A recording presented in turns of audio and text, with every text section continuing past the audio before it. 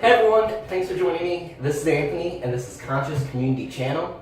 I am today at the Capital One Cafe, which is going to be my new studio. I recently recorded a video about a movie I just saw, Call Me By Your Name. Make sure you check that out. If you like good movies, it's definitely one you have to see. Right now though, I want to talk to you about a thought that I've had. It was very interesting. I've mentioned in other videos that I'm going to Iceland and Ireland shortly, and I'm going with my dad. And for some reason, I just thought it was so important to reflect on the relationship that I have with my dad. And it's been one that has taken a lot of work. It's taken effort. It's had its ups and it's had its downs, like I think any relationship does. And we're in a really beautiful place because of all the hard work that we've put into the relationship that we have. And the segment I wanted to do today, it's not going to be very long, but I wanted to talk about some of the lessons that I learned from my dad. So Dad, if you're watching, thank you. I have listened to you, I have learned from you, and I hope that some of these lessons that he's taught me, I hope they impact your life too. I think that's any parent's hope, is that they would live a life that allows their kids and children and others to learn from it and to have a better life because of their experiences and their lessons. So let's just start off right off the top. I have it in my notes that I took on my iPhone. Lessons I learned from my dad. I think the first lesson that comes to my mind is I was 20, and I was telling my dad that I was about to become a youth leader at a church, and for a long time I wanted to go into ministry. I wanted to work with a church. It was my dream growing up. I wanted to be a preacher. And I finally was moving in that direction, and I sat down. It was my birthday, and I was telling him, Dad, these are all the things I'm doing. I'm super excited about it. And I asked him, hey, I would really love your approval. And he says, well, you're not going to get it. And I was like, what are you talking about? He goes, well, I don't approve of what you're doing.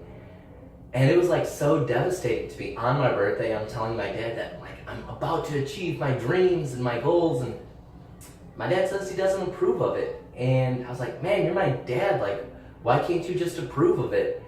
And he asked me this question, and it still resonates with me. He goes, well, if I don't approve of it, are you going to stop doing it? I was like, no. He goes, okay, so if my approval isn't going to stop you from doing something, then do you really need it? And I didn't realize that, but that may be the best gift I've ever been given, was my dad telling me that I don't need to live for his approval. That whether I want to do something or not does not have to be based on whether or not he accepts that. And that, I think, is a core value of our relationship, is he allows me to be who I am, and I let him be who he is. And sure, it's great when he agrees or is on the same page as me, but if he's not, it's not the end of my world. And it's such a freeing experience. I don't worry about what my parents think, because they've given me that freedom to be myself and to live the life I want to live. And that's probably the most powerful lesson my dad ever taught me. And so that's something that comes to mind right off the bat. The next lesson that is so prominent to me, my dad told me one time, I asked him hey Dad, what are we? What's our nationality? That should be a super easy question for anyone to answer, right? But my dad goes, you are what you're around. If you're around Irish people, you're Irish.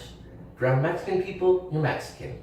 And I was I didn't understand as a kid. I was like, what the hell does that even mean? Why couldn't you just give me the answer that I was looking for?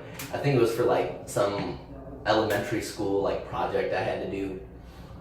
And now as an adult, I can definitely see what he was trying to get at.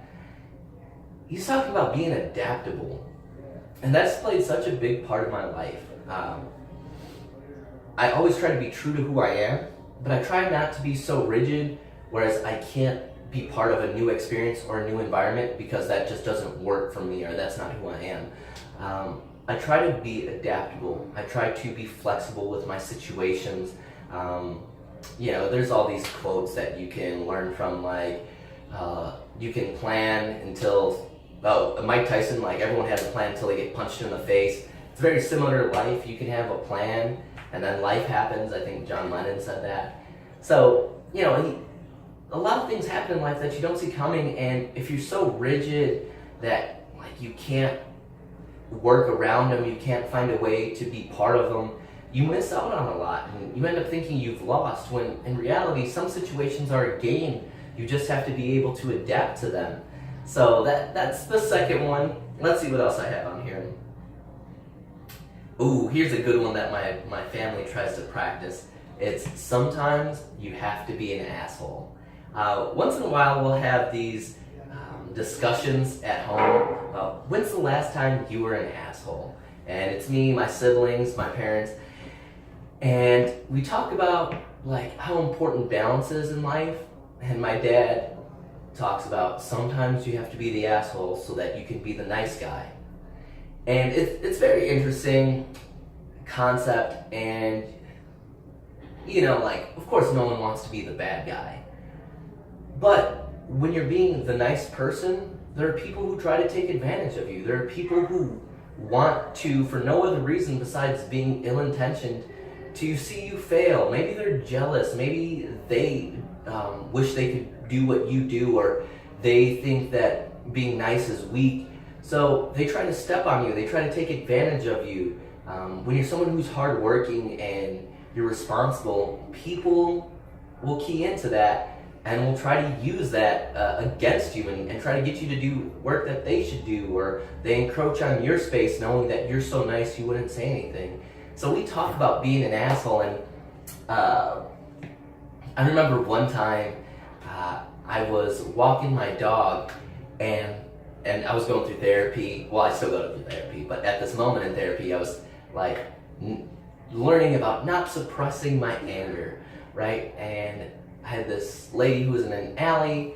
I was walking my dog, and he was on a leash. We were in the alley, which my apartment was connected to, and he ran like maybe 5 feet away from her and started barking. My dog's like 25 pounds, and she got so afraid, and I was like, I am so sorry. I had a leash in hand. I went to leash him, and she starts yelling.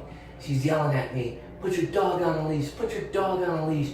And I'm like, okay, I hear you. I'm so sorry. He's not going to attack you. Mind you, he's 5 feet away, and he's 25 pounds. He's yapping. So I leash him up. I'm like, I am so sorry. And she continues screaming. And at this point, usually I would just be quiet and walk away and just be so upset. But then she said, put your goddamn dog on a leash. You should, and started berating me and telling me how to be a dog owner. And I'm not going to say I'm proud of this moment, but it was one of the moments where I was an asshole. And I told this lady, I was like, look, lady, shut the fuck up. I heard what you had to say. I put him on a leash. Now you can go. And I'd never talked to another adult that way. And I will tell you, maybe it wasn't appropriate. Maybe she didn't deserve all of that. But man, she was definitely escalating the situation.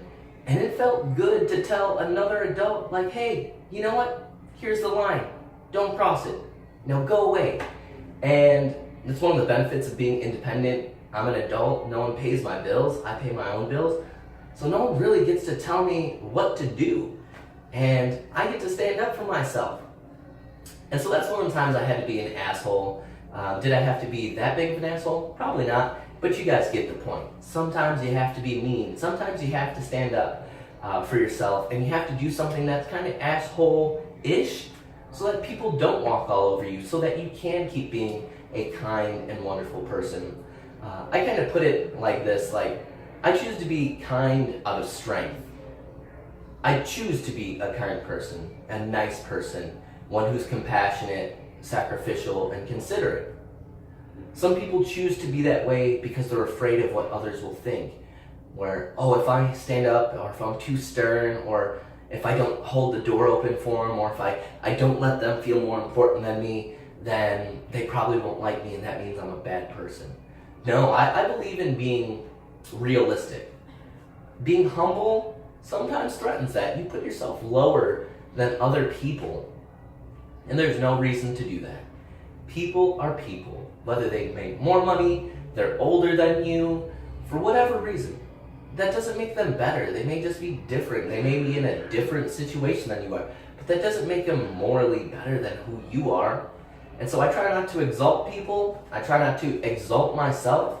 But I have no problem saying like, hey, I'm an amazing person.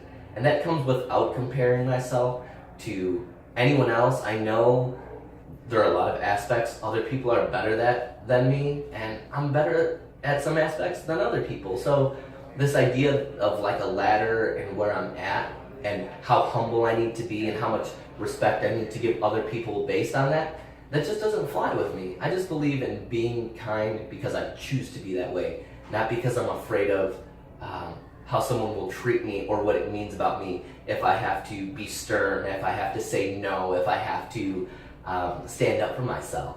So there was a couple more things I was going to share. It's a little long, so I'm going to end the video here. But I hope at the beginning of this year, or whenever you see this video, it really doesn't matter when you see it, that take some time to think about the lessons you've learned from your parents. It was really great being able to sit and reflect and think like, man, what are some of the things my dad has taught me, and like, why did he try to teach me them, and do I practice them? And I'll probably share more of them later on in a different video, maybe a part 2. But for now, that's all I want to share. I hope you've had a great time. Remember to like, subscribe, and to share my channel. I'm looking forward to putting more content out there. So anything you can do to help me be in the position to reach more people would be so great. If you have any comments, feel free to leave them down below. Again, thank you so much for watching. Hope you guys have a great day.